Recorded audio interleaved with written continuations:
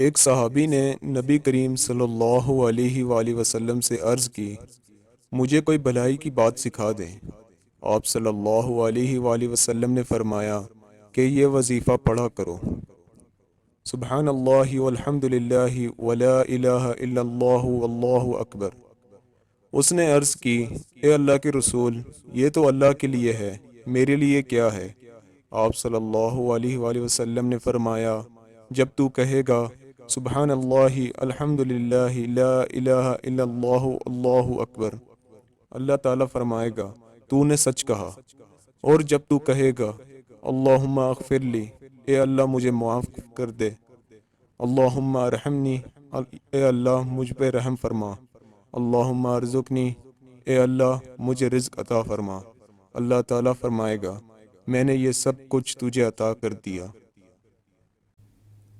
مزید ایسی ویڈیوز کے لیے ہمارے چینل کو سبسکرائب کریں، لائک کریں اور شیئر کریں، اور ساتھ بیل آئیکن کو ضرور دبائیں تاکہ ہماری آنے والی ہر نئی ویڈیوز آپ تک بر وقت پہنچ سکیں، اور ہمیں کمنٹ کر کے ضرور بتائیں کہ آپ کو ویڈیو کیسی لگی۔